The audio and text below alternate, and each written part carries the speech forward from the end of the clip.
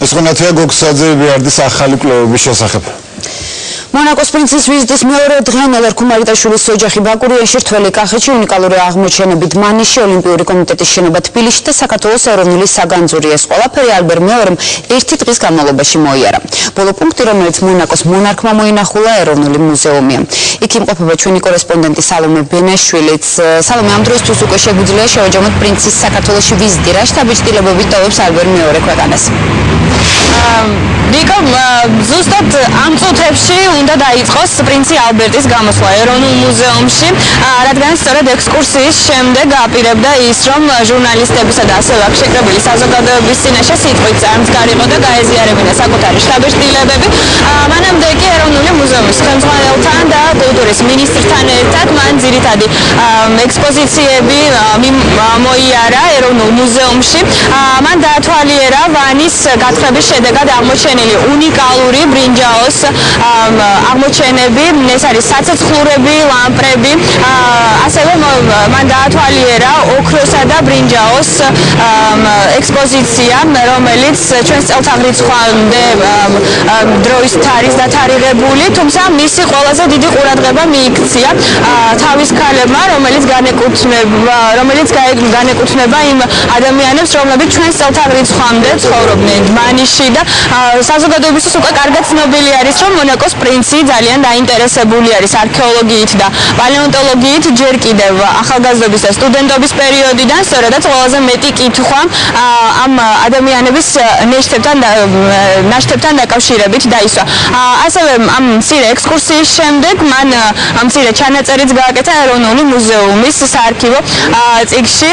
სავარაუდოდ მოგვიანებით უკვე შეგვეძლება რომ გავეცნოთ როგორი შთაბეჭდილებებით დატოვა მან ეროვნული მუზეუმი, თუმცა მანამდე მას საკმაოდ დატვირთული განრიგი ჰქონდა დღის განმავლობაში, ხოლო მისი დღე მეორე საქართველოში ვიზიტის მეორე დღე დაიწყო თბილისიდან, სადაც მან მოინახულა და გახსნა კომიტეტი, რომელიც გადავიდა ახალ შენობაში.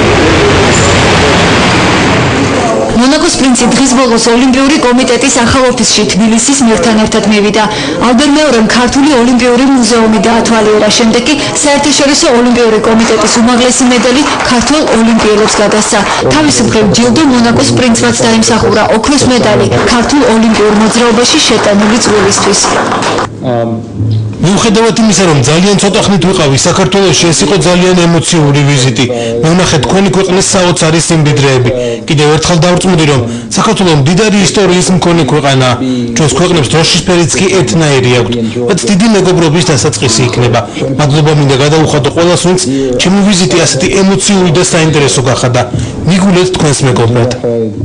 უნდა პირველ რიგში ყველა სპორტსმენს მიულოს, რომ ეს არ არის უბრალოდ ოლიმპიური კომიტეტის ოფისი, ეს არის ყველა სპორტსმენისთვის ალბათ კარგი და საუკეთესო თავშეყრის ადგილი. ეს ქვეყანაში ხმოვანების ადამიანების ჩამოყალიბება ეს ძალიან მნიშვნელოვანი არის ქვეყნისთვის. ასევე დაამტკიცა სიმბოლურად ოლიმპიური კომიტეტის ოფისის გახსნის, რომელიც ძალიან მნიშვნელოვანი არის, იმიტომ რომ ოლიმპიური კომიტეტი ყველა ქვეყანაში არის სპორტის სახე. თბილისში სტუმრობამდე ალბერ მეორე ვანიში იმყოფებოდა. 1.8 წლის წინანდელი თავის ქალა მონაკოს პრინცმა არქეოლოგიური გათხრებისას გაასუფთავა. დმანისის გათხრებში მონაწილეობის მიღება მისი სურვილი იყო. ყველაზე დიდხანს ალბერ მეორე სწორედ საველე არქეოლოგიურ მუზეუმ ნაკრძალში გაჩერდა. ის განსაკუთრებით ბოლოდროინდელი აღმოჩენებით დაინტერესდა. ძალიან შთამბეჭდავი ადგილია. ამ ადგილის შესახებ უკვე რამდენიმე წელია მესმის, ამიტომაც მინდოდა აქ ჩამოსვლა. გარდა ამისა, მქონდა პირადი მიზეზიც, რომელიც ჩემი ბაბუის მიერ დაარსებულ პალეონტოლოგიის საერთაშორისო ინსტიტუტს უკავშირდება. ეს ძალიან მნიშვნელოვანი ადგილია მეცნიერებისთვის, რადგან ყველა ეს აღმოჩენა ახალი მტკიცებულებაა იმისა, რომ აქ პირველი ადამიანები ცხოვრობდნენ. ამიტომ მინდოდა ჩემი თვალით მენახა ეს ცენტრი. მონაკოს პრინცის დიდი პაპა გახდათ მეცენატი, რომელიც დაინტერესებული იყო არქეოლოგიით, პალეონტოლოგიით. წარმოიდგინეთ, რამდენად მნიშვნელოვანია დღეს პრინცისთვის დმანისის არქეოლოგიური ცენტრის ნახვა, რადგან პირველი ადამიანი 1.8 წლის წინ სწორედ აქ ევროპისა და აზიის კარიბჭესთან მოვიდა. მნიშვნელოვანია, რომ თვითონ გათხრები ვაჩვენოთ და გრძელდება აქ სამუშაოები და ეს ცოტა ხნის წინ აღმოჩნდა მთლიანი ჩონჩხი ირმის განამარხებული ფირმის მალკორკის და ასევე გელის წინაპრებს, რომელიც ეს ყველაფერი დაახლოებით 1,800,000 წლის არის. დმანისში გამგზავრებამდე მონაკოს პრინცი კახეთში იმყოფებოდა. რეგიონს ალბერ მეორე ბათუმისა და სვანეთის დათვალიერების შემდეგ ესტუმრა. პრინც მიხეილ სააკაშვილმა ყვარელში საკუთარ ვენახში უმასპინძლა. მათ ყურძენი ერთად დაკრიფეს და შემდეგ საწნახელში დაწურეს. You are the first monarch to visit this. თქვენ პირველი მონარქი ხართ, ვინც ამ ადგილს სტუმრობს. მას შემდეგ რაც 1801 წელს საქართველოში მონარქია გააუქმეს. ეს განსაკუთრებული ადგილია. მართლა არ ვიცი უკანასკნელ სტუმარს ამდენად ჰქონდა ყურძნის კრეფის განწყობა. Maybe not. ალბათ არა.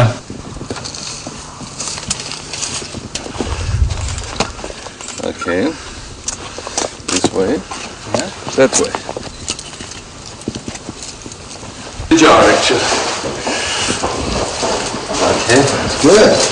Okay. The pocket.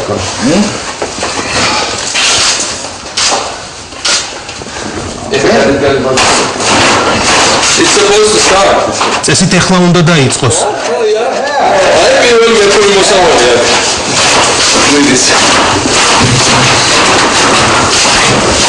Let's make a bit of a show.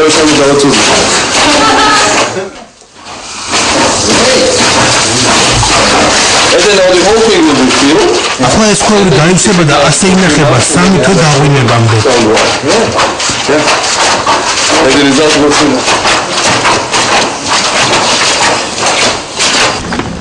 დატვირთული იყო ალბერ მეორეს განრიგი დღის პირველ ნახევარშიც.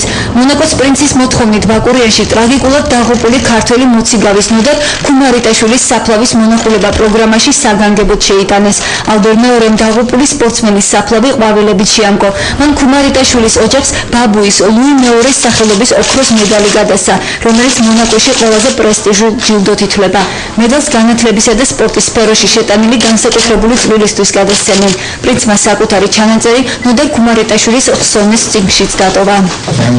ეს მედალი ჩემმა დიდმა ბაბუამ დააარსა და ის განათლებისა და სპორტის სფეროში განსაკუთრებული წვლილის მქონე ადამიანებს გადაეცემათ. ეს ჯილდო მონაკოში ძალიან საპატიოა და ის განსაკუთრებულ ადამიანებს გადაეცემათ. წუხვა რომ ამ მედალს ასეთ შემთხვევაში გადმოგცემთ. პოლიცია და ნოდარის ხელი ჩამოართვა მაშინ ყველაზე პატარა მონაწილე უმცროს ასაკი ეს იყო ნოდარი იყო და აბა შენიციო მხარეს შემოარტვა ხელი და გულ შემატკივრობდა ნოდარის. ალბერ მეორემ 2 დღის განმავლობაში მისთვის სასურველი ყველა ადგილი დაათვალიერა. ბათუმის აეროპორტში ჩამოფრენისთანავე ის პრეზიდენტთან ერთად სვანეთში გაემგზავრა. მესტიაში მონაკოს პრინცს საქართველოს პრეზიდენტმა უძველესი კოშკები და ლაქჰამის ქრისტიანული სალოცავი დაათვალიერებინა. მცირე ექსკურსიის დროს საქართველოს პრეზიდენტი მას სვანური სამზარეულოთით გაუმასპინძლა.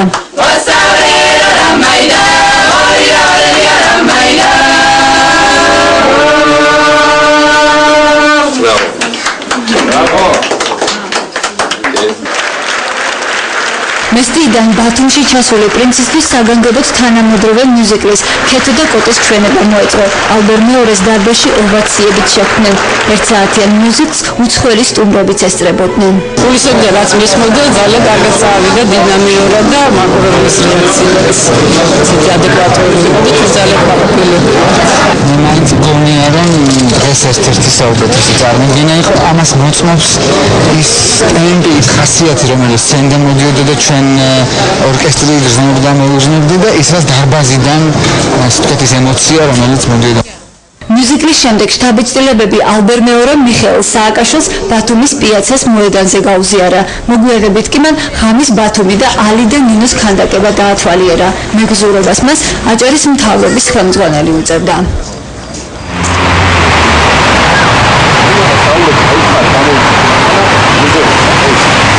ალბერ მეორე საქართველოს ხვალდილით დატოვებს, თუმცა გაფრინამდე მას მცირე ექსკურსია კიდევ ველოდება. მონაკოს პრინცი ხვალ თბილისს დაათვალიერებს. მონაკოს პრინცის ვიზიტის დეტალებზე სამონო ბენაშვილი საუბრობდა.